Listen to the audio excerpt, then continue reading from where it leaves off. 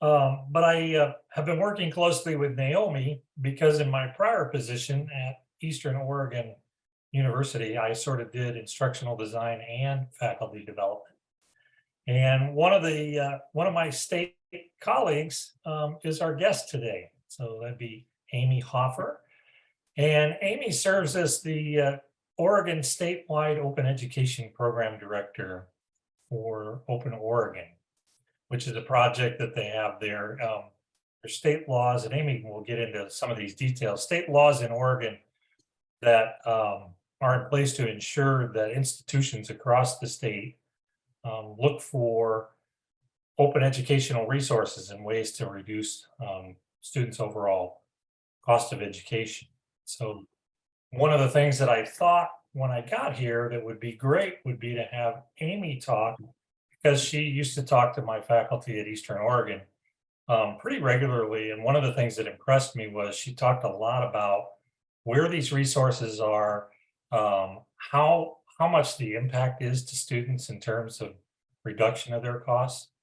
And as a statewide coordinator, which is a unique position that we don't have here in Nebraska, she's got lots of details to that. So without really any further ado, I'll turn it over to Amy, and we'll probably have some Q&A period at the end, I would imagine. Thanks for the introduction, and thanks for having me, David and Naomi. And yeah, feel free to ask questions as we go. We're a pretty small group, so we can be conversational. And since we are recording, you can think of yourself as a proxy for future viewers who might have a question while I'm talking. So ask on their behalf if you have one. And I'll try to keep an eye on the chat, and also, David, if you need to break in and let me know that someone has a good question, feel free to do that. If you want to follow along the slides, there's a link, tinyurl.com/OER4MCC with dashes. And there's also a handout with some additional information, and that's at tinyurl.com/OER handout MCC with dashes between.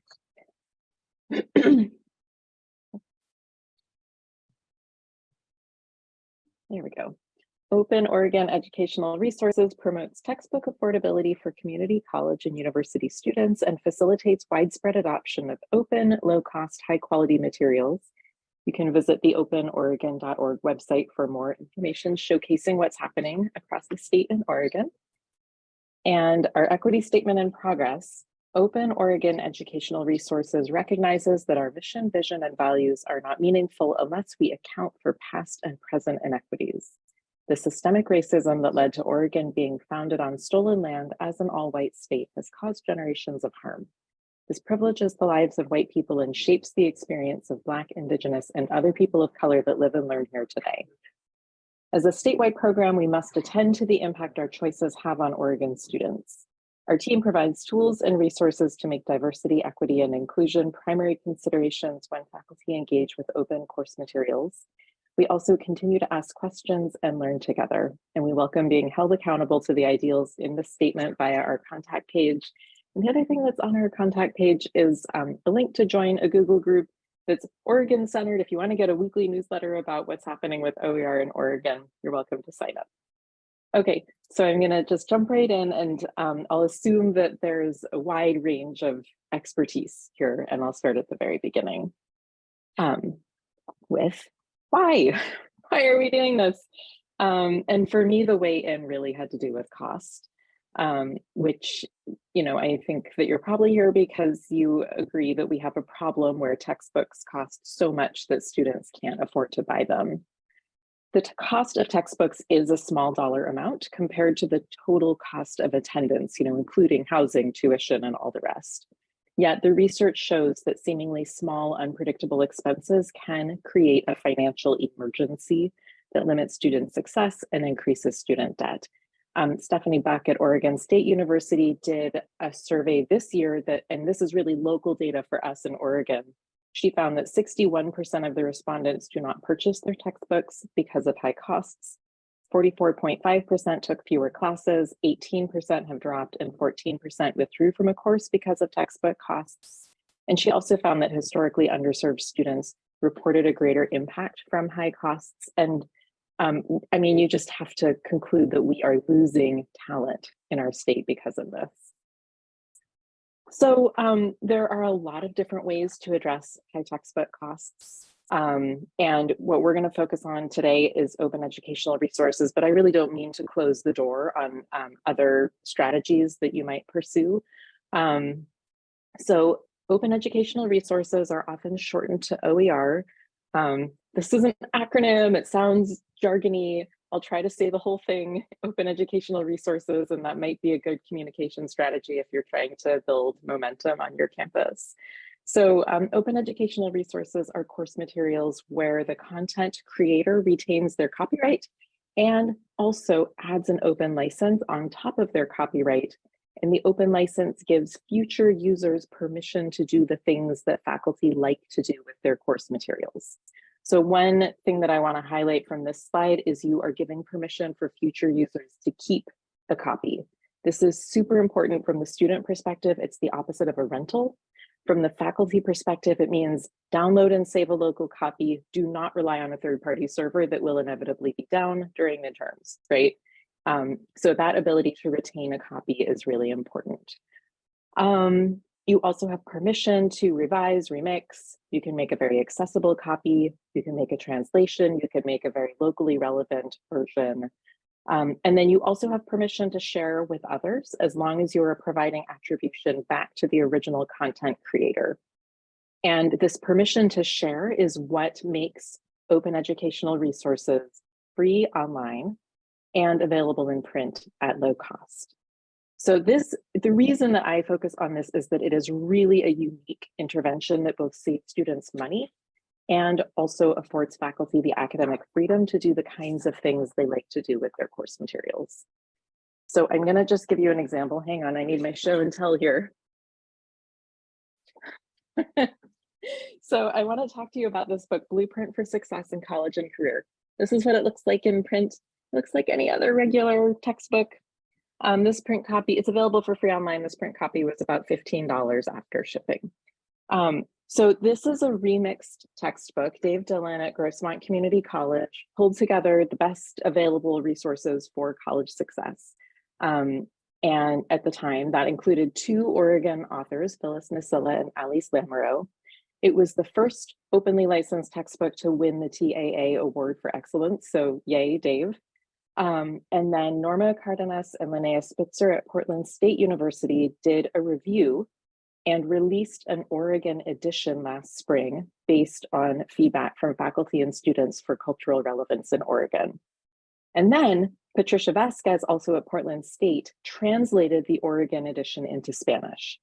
And all of these versions of the book are available online for free. The print copy, as I mentioned, is low cost. This is all possible because of the original content being openly licensed with those permissions for future users.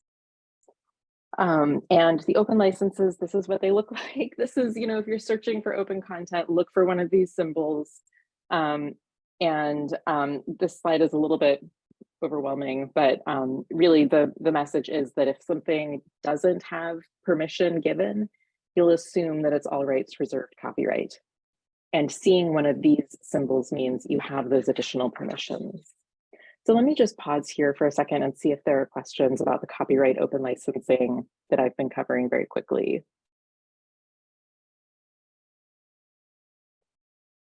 Okay, heads are shaking. I got a thumbs up too, great. Okay, so I think a common question, I don't know if you're wondering this, but maybe a future viewer is if it's free, can it be any good? And the answer so far seems to be that the copyright status doesn't actually affect the quality of the materials. This is not very surprising because these two things do not really track together, right? There's an organization called the Open Ed Group that maintains a website with a meta-analysis of published peer-reviewed articles about open educational resources. They've done they've tracked 13 peer-reviewed studies of efficacy. This might have gone up since the last time I checked, but it involved a lot of students, and 95% of students had the same or better outcomes with the openly licensed course materials as with the all rights reserved copyright materials. So to me, what this is saying is no students are harmed by the use of openly licensed course materials. And of course, you know, I'm not a content expert in whatever subject you all teach. So the most important thing is to decide for yourself. I've included a link to an example of an open textbook review rubric. This is used by the Open Textbook Library, which is maintained by the Open Education Network. And I have a link to that library a little bit later and also in the handout, but the textbooks in the Open Textbook Library have been post-publication peer-reviewed by many thousands of faculty at different institutions all over the US. And this is the rubric that's used. So just like you would evaluate any materials you might choose to use in your course, regardless of copyright status, you will need to take a look at the open educational resource and decide if it's high quality, relevant, aligned with your learning outcomes, right? The copyright status doesn't really change any of that decision making. I'm just going to pause one more time because I'm about to change the subject a little bit.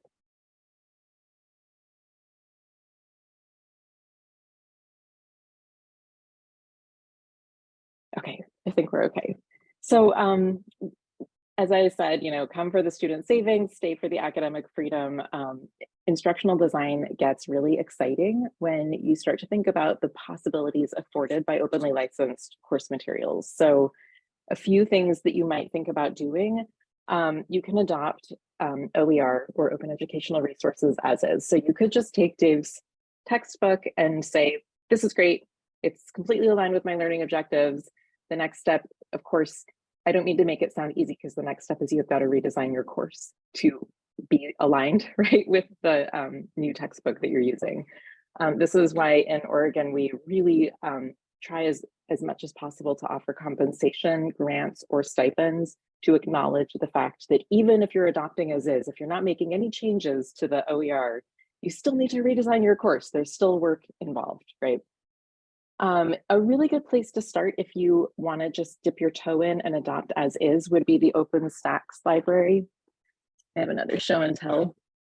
So this is an example of what the OpenStax books look like in print. This is their Intro to Sociology. This is a hardback book, and it's a little bit more expensive. This is about $40. And the reason they do that is they want to create a used book market for their books. They want to have the sturdier version of the book. Because it's openly, oh, hey, yay. I love show and tell. That's really fun. So of course, if you decide like, I'm only using 8 chapters of this book this quarter, I don't want to have students have to buy the entire book in the hardback format. Because it's openly licensed, you can make your slimmed down version and upload it to, you know, a site like lulu.com, and then it would be a lot cheaper, right? So there is that option. OpenStax in a lot of ways is the gold standard of open textbook publishing. And the reason I say that is that their process really mirrors what you see with a commercial textbook publisher. Every chapter has multiple authors, it's peer reviewed before it goes to print.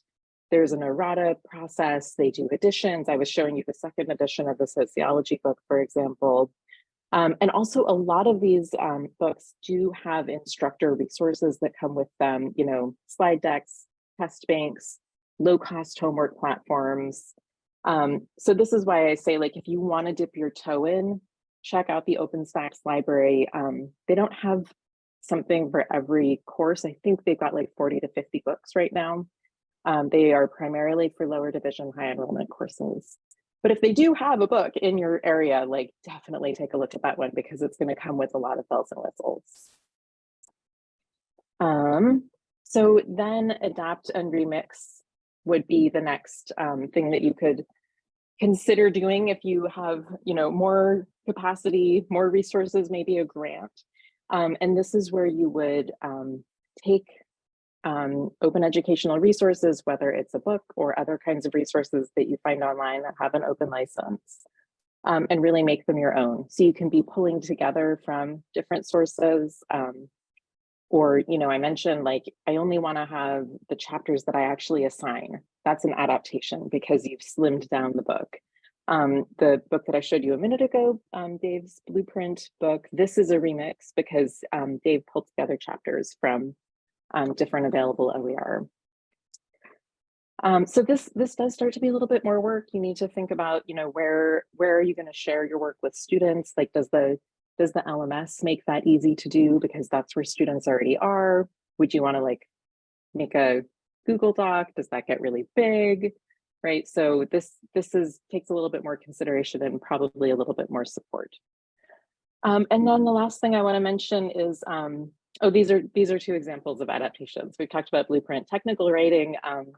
This was a really cool grant-funded project in Oregon at Central Oregon Community College. A group of 3 original authors got a grant to very much update an existing technical writing book that they felt like really needed a refresh. And then I gave a follow-on grant to another team at Portland Community College because they said, this is almost there, but we need 4 more chapters. So they wrote 4 more chapters of original content to make this expanded edition really fit the curriculum that they teach at Portland Community College. So these are both examples of how these projects can kind of build on each other. And also, I think kind of comforting in that the first thing you do doesn't have to be like the perfect version, or this is it. This is the last thing that I'm going to do also, right? Like it can evolve over time and someone else might pick up the baton and carry the project forward in an unexpected and new way. And then the last thing that I want to mention is authoring. So here I am with somebody saying once upon a time, and what I am thinking about with this image on this slide is that authoring is a ton of work, and it's going to be even harder of a lift if you really are starting with a blank page, like page 1, chapter 1. Like this is probably a better option if you're one of those instructors that has like a filing cabinet full of handouts and worksheets and other materials that you tend to create that you can start to pull together into your own open educational resource or open textbook. So one example, this is another grant-funded project that I think has evolved since what I'm showing you on this slide, but it's from Umpqua Community College. And Lawrence Davis, who also goes by Mick Davis, felt that physics was a really challenging, intimidating topic for his students who are not majors. And he had this really cool insight that, well, everybody has a body. Let's talk about physics through the lens of the human body. So he makes it a lot more accessible. He was able to include a lot of content at the beginning of the book that's like, how to be a student in this course. Umpqua is in a pretty rural part of the state. So like, what do you do if your car breaks down and you can't come to campus this week? Like he really goes deep on like how to be successful in the class from a lot of different angles, because that's an objective of what he's trying to teach with this course. And he's also using a platform called Pressbooks, and I would definitely say that Mick is a super user. He's gone really deep with the ancillaries using H5P for interactivity that's embedded in the book. He's done a lot of really cool research on like the efficacy of the different kinds of activities that he's included. He's made a lab manual in the same platform. Like he's really gone all in, and it's just so cool to see all the things that he's developing. So a little bit of contradictory advice, and I'm glad that there's a librarian in the room, because this is something that my background is also library science. So I think that informs my advice here. So on the one hand, if you are wanting to get started with open educational resources, you don't have to reinvent the wheel. Something might already exist that you have permission to reuse, either as is, or you can adopt or adapt, right? So, you don't put a ton of time into recreating the OpenStax concepts of biology book. That already exists. We don't need another one of that, right? But then on the other hand, don't get stuck on searching, please. Your time as a faculty member or instructor is so much more valuable on like instructional design, interacting with students, teaching, assessment, like all of that stuff. So do talk to a librarian or talk to another support person that can help you. And you might realize like, okay, it wasn't me. This thing actually doesn't exist with an open license. That's entirely possible. But a librarian can help you get to that answer a lot quicker. And then if you do realize that you need to create original content, you can put an open license on it and you can share it. And then the next person does not have to invent that wheel again. So this is another sort of stopping point in what I prepared. So let me pause again since I've been talking for a little while, and let's just see if there's any questions or other folks that are already using open educational resources. If you want to chime in and talk about what you're using.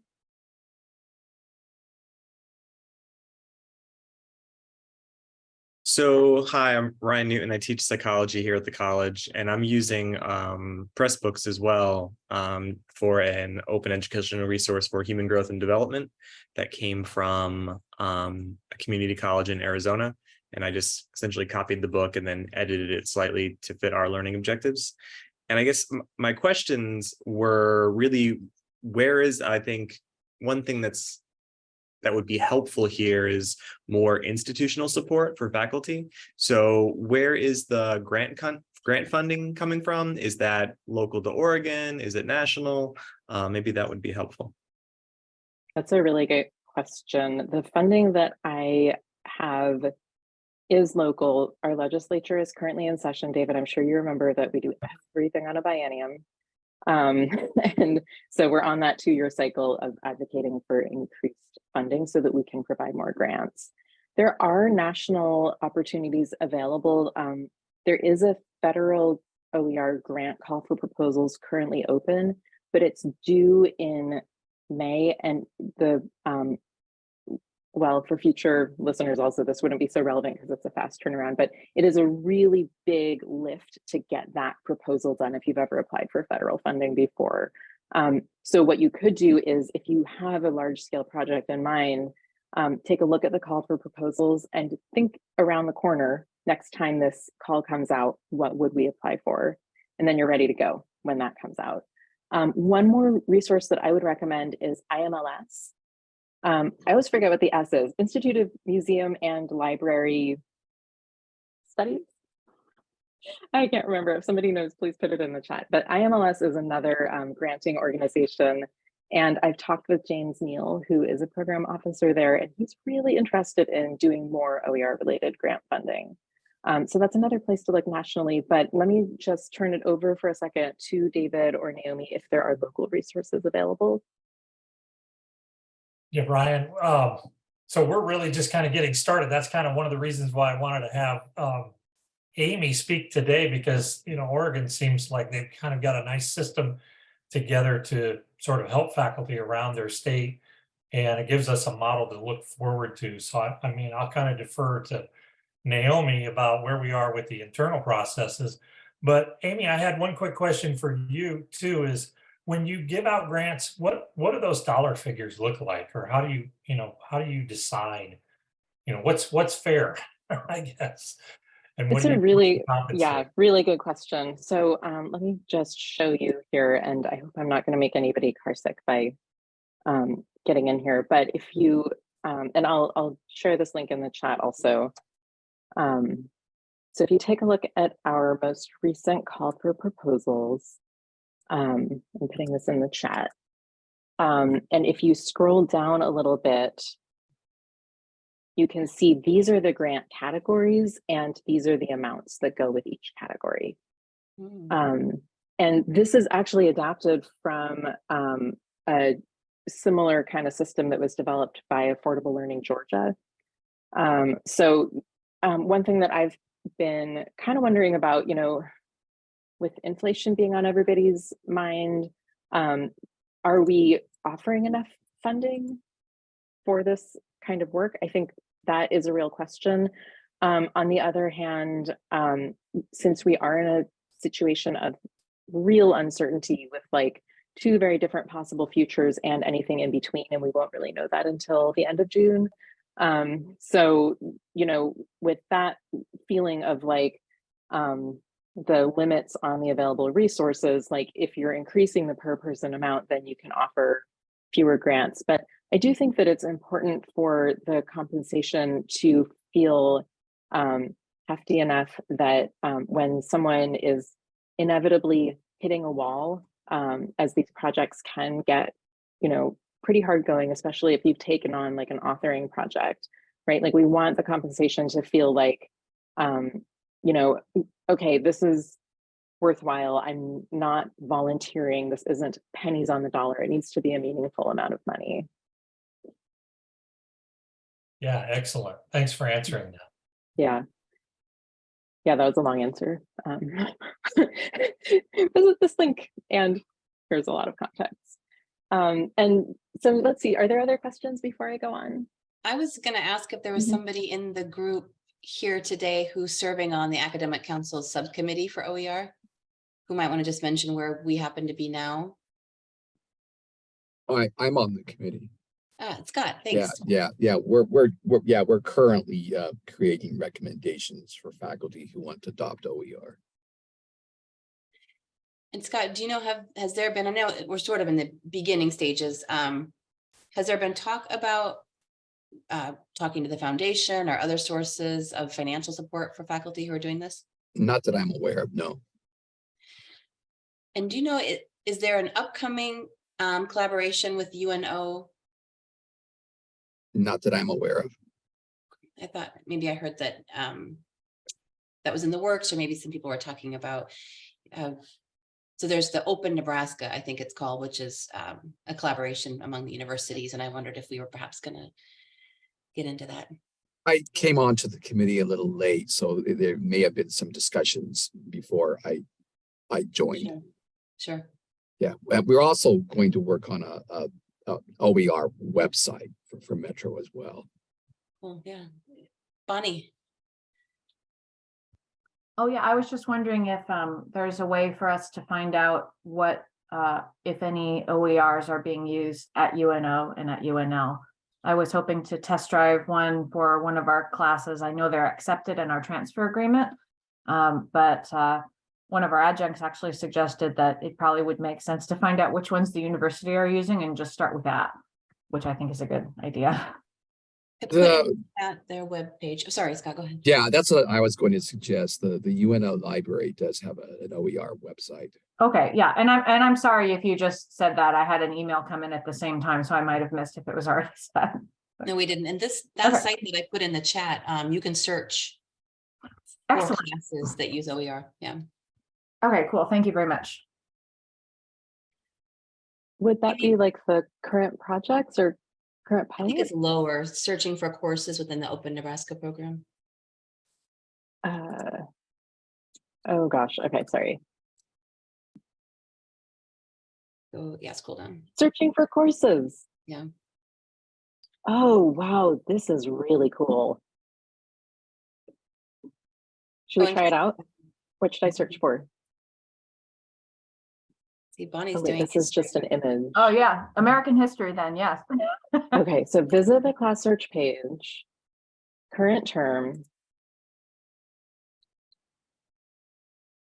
So that's your History. next project in Oregon, Amy. It's a database now. Yeah, what number? Oh gosh, I think theirs are backwards from ours. So I think let's try 1110 or 1120. Okay. Because our We don't American need a history is 1010 and career. 1020, but I think theirs is backwards.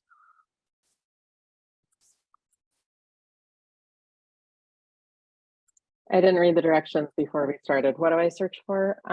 Open Nebraska under program. Okay, Open Nebraska. Okay. submit. Yeah, that's American history. Yeah. It says open. So how do you know what they're using?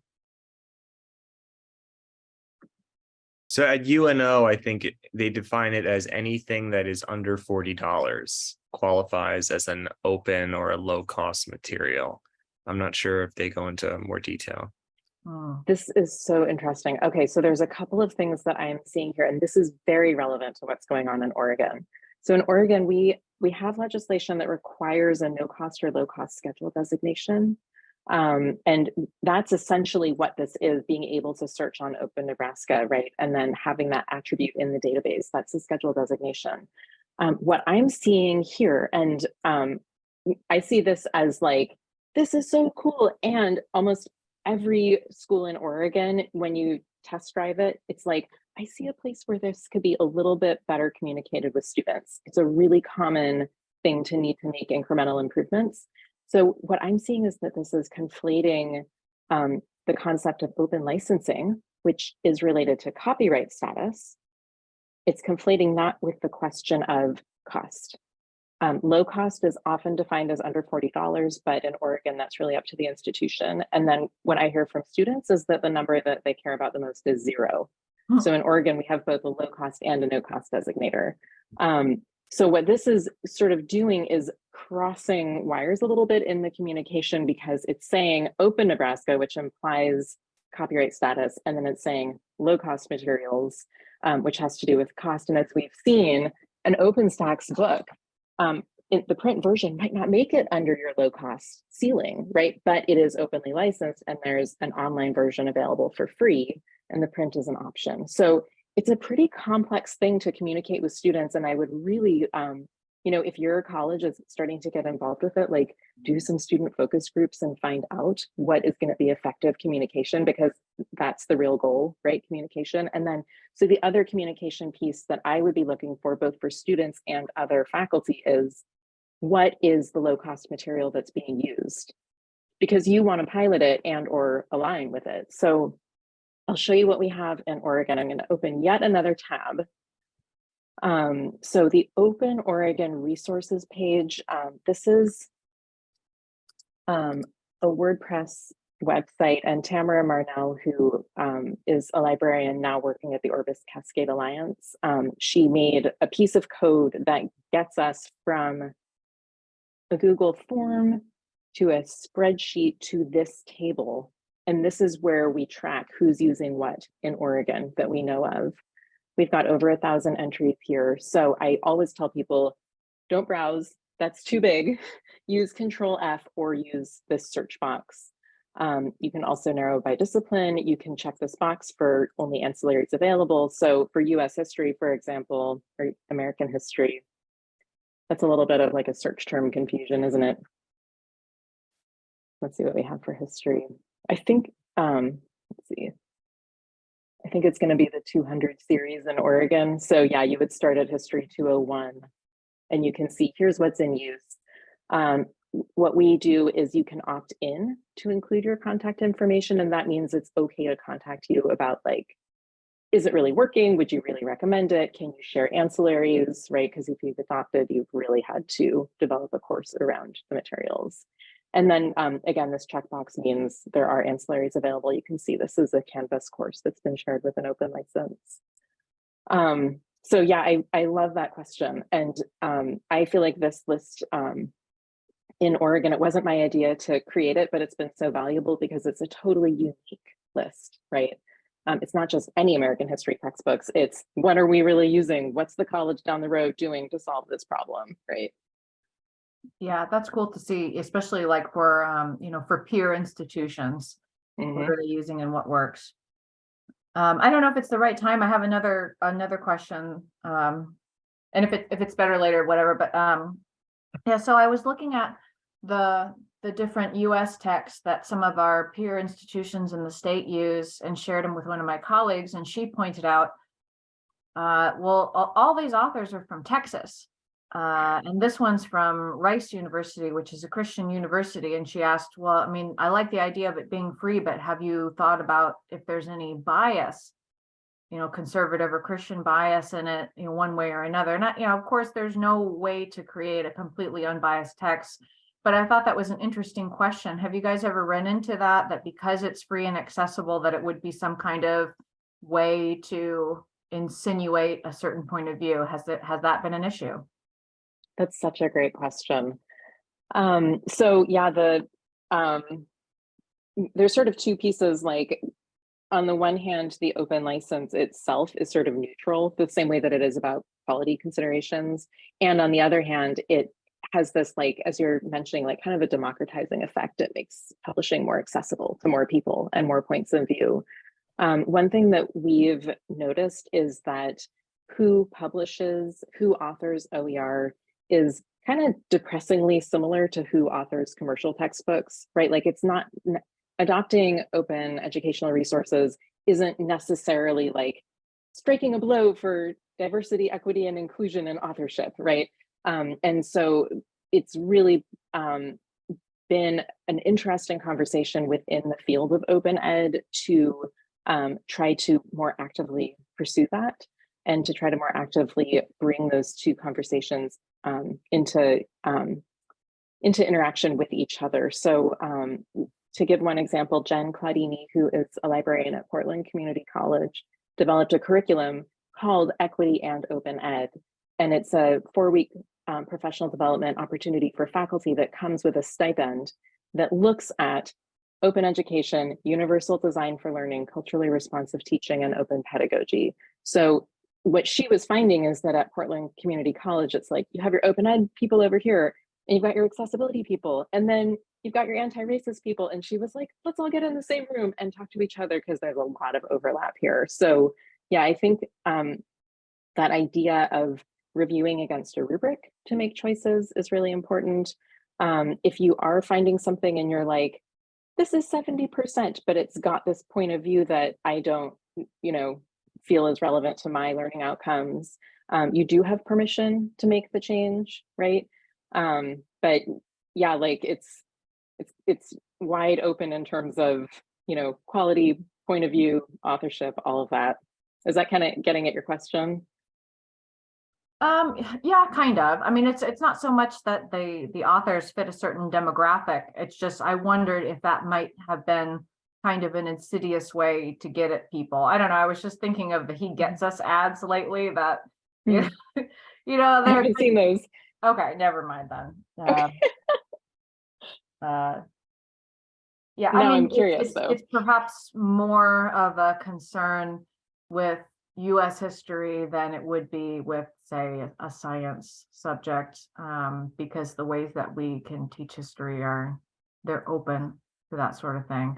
However, diving into those texts, I haven't seen anything, particularly concerning, but I haven't read every single line. So I did think it was kind of strange that every single author was from Texas.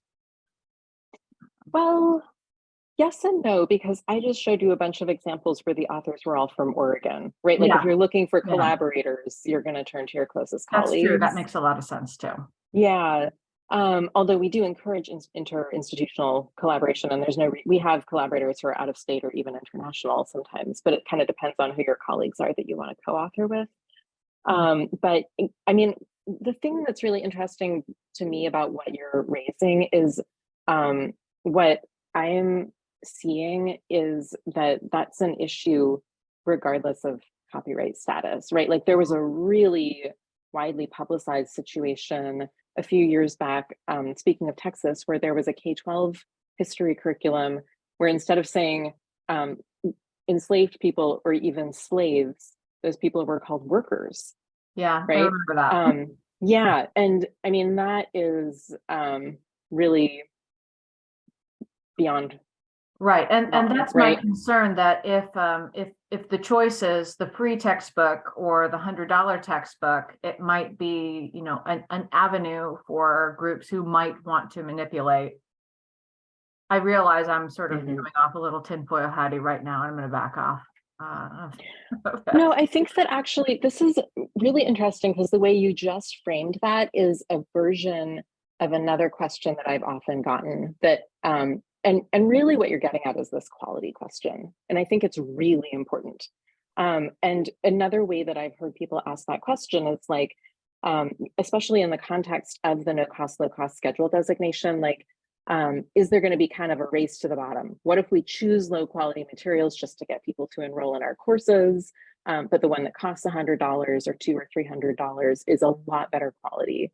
And I think there's a few ways to think about it. And one way to think about it is like, if your current commercial textbook is working really well for you, you can talk to your students about what the value is. What are you getting for that $100 or whatever it may be?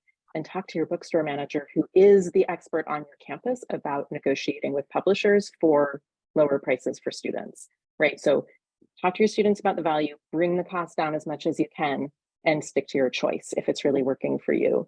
Coming at it from another angle, you could also ask, though, you know, what really is the benefit of the quality if 61% of your students, or whatever it was at Oregon State, are skipping the purchase altogether? Are they benefiting from that high quality book if they can't access it, right?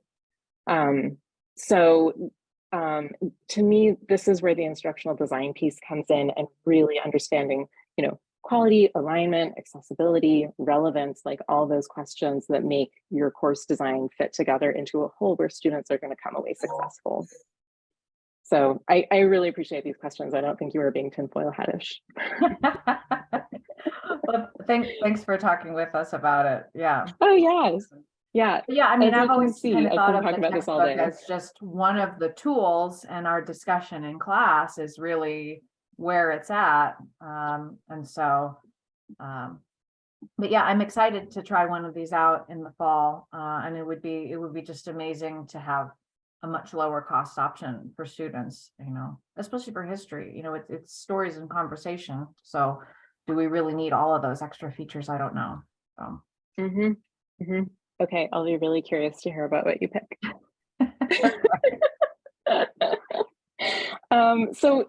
David mentioned that because I'm in a statewide role, I'm in a position to look at impact. And so I have some slides about that. And I'm going to go through this a little bit quickly. And, you know, I can see we're starting to round the bend on the hour also. So in terms of calculating student savings, our program has started in 2015. So we've had 8 years for our student savings to compound. And that's why you're going to see some of the cool numbers that I'm going to show you. So starting with the direct savings impact that we've seen. And actually, I just updated this slide in another deck to reflect our winter enrollment. So this number is higher from our current OER grant cohort. So that's the current biennium, 21 to 23. Like I said, we do everything on a 2-year cycle. That includes my data collection. So I'm about to gather data from the current biennium, and I'll have updated numbers for everything probably over the summer. But this is at about 1.2 now on about a $479 investment in grant funds. And this number is now a little bit over $2. So, you know, we're definitely past break even. You know, this is a good number for starters while projects are still underway. Some of them haven't even gotten in front of students yet, and we're already like past that break even point. But if you look all the way back to 2015, you can see that we've invested about $1.6 million and students have saved over $16 million, right? So this is where the savings start to compound. And we've saved about $10 for students for every program dollar spent, right? So actually, I think I meant to show that on another slide, but yeah, here we go. So you can see what happens with the student savings per program dollar spent. There's a program that we do that has the highest return of this kind of anything we do.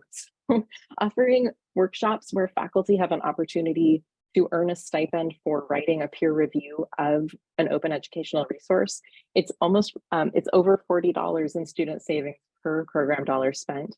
And the reason is that it's a really small stipend, it's $200, but faculty are pretty likely to adopt after that. And then their student savings start to compound over time.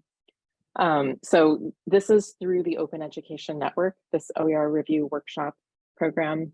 And I think I mentioned that they maintain the open textbook library, and they're just a great organization. And let's see, I think I said everything I wanted to say about these. I've been working on improving communication with the 24 community colleges and universities in Oregon. I moved out of like dozens of spreadsheets and into an Airtable relational database. And it lets me make these kinds of dashboards where I can share back the data because it isn't mine, it doesn't belong to the program, it belongs to the institutions, right? So from Oregon Tech, on this side, you can see we've got these boxes that show we've awarded about $80,000, and out of that investment, students have saved about $650,000. and it's affected about 3,500 students. You can see the ratio, almost $8 in student savings per program dollar spent, and 45 unique faculty participants with the program. And then on the right side here at Lynn Benton Community College, which is the administrative home of the program, this is like a couple more kinds of dashboard elements that Airtable can make. So, whoops, come on, mouse. So this is a pie chart showing the breakdown of the different kinds of participation that faculty have done, whether it's participating in an equity and open ed cohort, as I mentioned, or writing peer reviews, receiving a grant, the different kinds of things that we offer. And then also like what, just numbers of what kinds of participation. So 12 grant projects, 62 reviews of OER written, 24 participants in the equity and open ed cohort. So this has been a very big adventure for me to get into keeping this database, but it's had a really big payoff in being able to share data back and communicate about it better. And then also in terms of indirect impact, there are a few different measures that are like a proxy for the program impact since 2015, which is when the state really started investing. And what I'm showing here is our most common associate's degree is called the Associate of Arts Oregon Transfer Degree, AAOT. And I've gone through to each of the 17 community college catalogs and bookstores and looked at the average statewide cost of course materials for the courses that are required, that are highest enrollment for that AAOT degree. And what you can see since 2015 is that it's marching downward, that average statewide cost of course materials. And that's what we want to see. And then on the right-hand side, the little tiny bars are showing where I used the no cost and low cost schedule designation to try to, where it was available, to try to find the lowest cost pathway through that transfer degree requirement sheet. And I mean, realizing that you can get a 2-year degree and really just spend a couple of $100 on your textbooks, that's really an amazing accomplishment for Oregon's community colleges. One other indirect impact, since we were talking about the no cost and low cost schedule designation, I think I cut this slide, but because I wasn't sure if you all had one or not, but since we were talking about it, we did a research study. So I worked with Jennifer Landtrip, a librarian at Pacific University, and Shauna McNulty from Umpqua Community College. And we did the first study of its kind showing that the no cost and low cost schedule designation does have an impact on student enrollment. So students are finding that and voting with their feet. And it's having a bigger effect for historically underserved students. So meaning, underserved by race and ethnicity, by Pell eligibility as a proxy for socioeconomic status for part-time students, right? So these traditionally underserved groups are seeing a bigger benefit, but it benefits everybody to have that information available in the schedule. So all of these are sort of indirect measures showing the program impact, right? And that brings me to the end of my presentation. And I can just walk you through what's on the handout, but I'll just pause again since I've been talking for a bit and see if folks have questions. Amy, I have kind of just a beginner's question in some ways. Like, I know that I've seen Pressbooks and kind of messed around with that, or like copying things into the LMS, using Google Docs. What are some other options that faculty or that seem to be successful as for hosting your materials? That's such a good question. With so many things that have to do with open education, the answer is that it depends. It's the answer to almost every question. So much so that Jeff Gallant from Affordable Learning Georgia did a whole presentation about it at the Open Ed conference last year. But I mean, the ones that you mentioned come to mind for me because it's like when you're thinking about your platform, it's like, well, what are your goals, right? You want to make it really easy for your students. That's your primary audience. And that's why it's like, well, can you just share the materials in the learning management system? That's where they already are, right? Or are you looking for a publication that's more outward facing where you want a lot of other people to find and adopt it, like with a more ramped up publishing program. And that's where a platform like Pressbooks can come in, which it sounds like some folks at least have access to that, because Pressbooks makes a really nice looking ebook, right? And each page of the book has a unique URL, so you can like deep link into the book. It exports in multiple formats, which helps a lot with accessibility. You can download the print PDF and send that over to lulu.com, which does print on demand and fulfillment. So that's great for someone like me. I work from home. I can't have a book warehouse at my house. So I need someone that'll do the fulfillment piece. And Google Sites is another one. I'm trying to think about other platforms. There are platforms specifically for math, like Pretext and MyOpenMath, that handle accessible math equations really well. So that's another piece. Like there's some discipline specific platforms. Another one to potentially look at is called LibreText. That's out of UC Davis, and it got one of those federal grants that I mentioned a minute ago. They're really strong in hard sciences. They started out as something called ChemWiki. So that's, and then they sort of grew out from there. So especially if you're a chemist, take a look at LibreText. But they've really expanded into all the possible disciplines. Yeah, great. Thank you. Yeah. Oh, hi, I'm Victoria. Hi. Thank you so much for coming to present to us this morning or afternoon. Very educational, actually. Great. It's funny when you asked at the very beginning, because I'm a beginner at all these things. My department has adopted one OER book for one of our classes. So I'm still kind of learning these things. So please, you would excuse me if I would go back to that slide you showed at the very beginning when it had all the copyright, like all the symbols. And I wanted to ask, I wanted to say something, but everybody was saying no. And I felt like, well, I guess everybody knows. So like, what do they mean? Like, so can you just quickly run through them? I know everyone here knows it. So please, everyone be patient. I'm sorry. Thank you. I think no apology needed, and I'm sure that someone listening to this in the future had the same question. But what I want to ask is, does somebody else want to take this question? Does someone feel really confident about this? I certainly do not. I know that they're Creative Commons licenses, but I don't know the differences between each one. Okay. Okay, I'll do it. Fine, I'll do it. I was trying to get someone else to do it.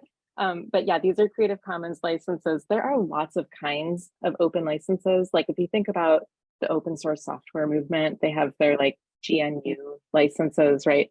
For open educational resources, Creative Commons is the most likely one that you'll find. And the most important takeaway that I want you to have is that if you see one of these, you have more permissions than if it's all rights reserved copyright. Like whatever other terms of the license, you already have more permissions. So this CC BY means you have permission to do all of the adopt, adapt, remix, revise, all of that. But the requirement is you have to give attribution back to the content creator. So you have to give CC, credit. Oh, sorry for interrupt. So CC means content creator.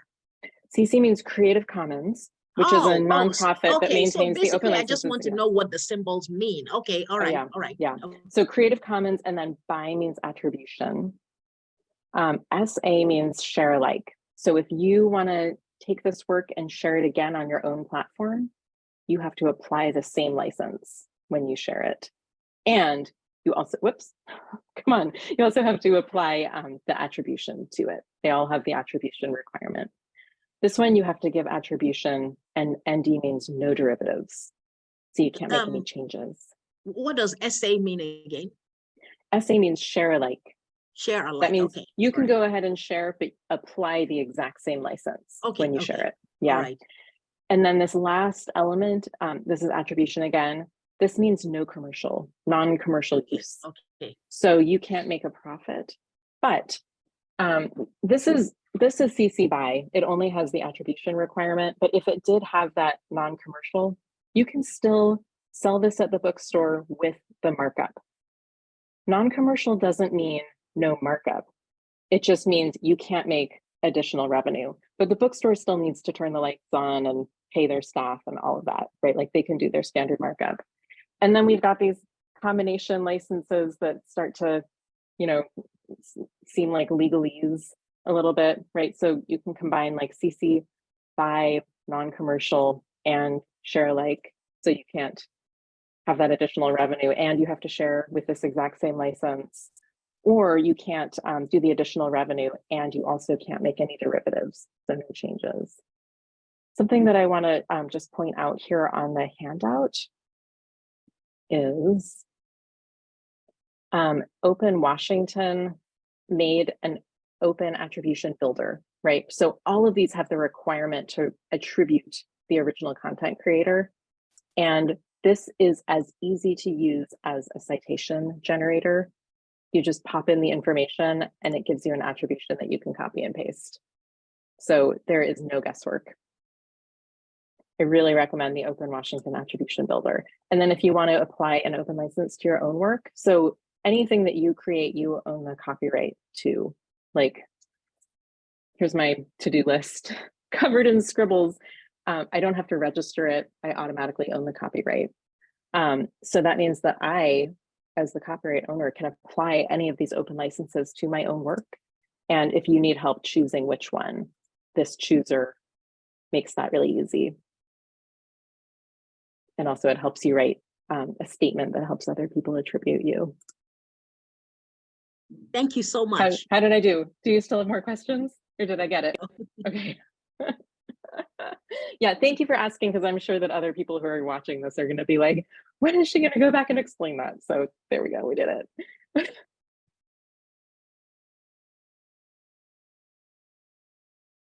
I was wondering if some of these OERs have things like test bank questions and other sort of jump starts for making our assessments, like the for-profit ones have.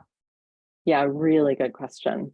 So like I mentioned, OpenStax is kind of the gold standard because they often come with those ancillaries. There's, if you look at an OpenStax textbook, there's a tab called Instructor Resources. So let's just look at an example. The OpenStax US History has this Instructor Resources tab. So there's a Canvas cartridge, you know, different LMS cartridges. There's user-generated resources shared through OER Commons, instructor guide, PowerPoint slides, right? There's all these free, openly licensed resources. The test items, usually with OpenStax, you have to register as faculty. They don't want to give the test banks to students. This can take 24 hours or more. So if you think you want to adopt an OpenStax book, ask for the test bank right away so that you have it when you actually like get to the point that you need it.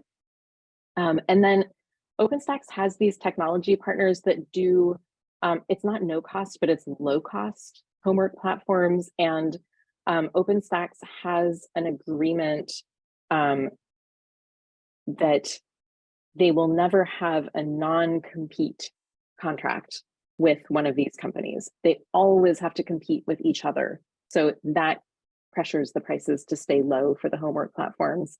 With commercial publishers, it's about an average of $100 per platform. These are more like 40 and under, so you could still maybe meet that low cost threshold. And I feel like there was one more thing I wanted to say about the homework platforms, but it's escaping me at the moment, so that's fine. So there's other examples, like, you know, this is someone that shared ancillaries kind of outside of the use of OpenStax, right? So a place that I would recommend to look, and this is on the handout in terms of where to search, OER Commons, which I mentioned a minute ago, has every format of openly licensed content.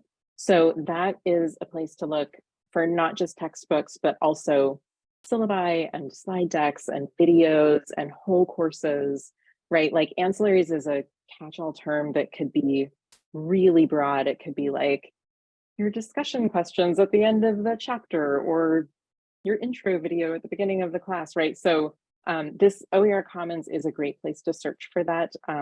My one caveat is that it also includes K-12 materials. So when you get into OER Commons, there's this education level dropdown, and I would just always search for community college before you enter your search term. Make sure that this filter is on so that you're not distracted by K-12 search results. Great, thank you. Mhm.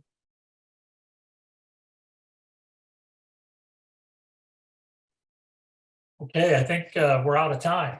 But Amy, thank you so much for paying it forward to us here in Nebraska. You know, it's great to get these outside perspectives and see what other places are doing that are maybe a little further along with the process. I'm sure this is going to inspire lots of conversation and things for us to do going forward. Naomi, Well, you have any comments? No, Amy, thank you so much. I learned a ton. I wrote a ton of notes. And we will share this recording, and yeah, I hope it's exciting for people. It's inspiring, but also makes it feel very doable. Like this is something that I think that we can do, and we can help faculty and support them so they can do it.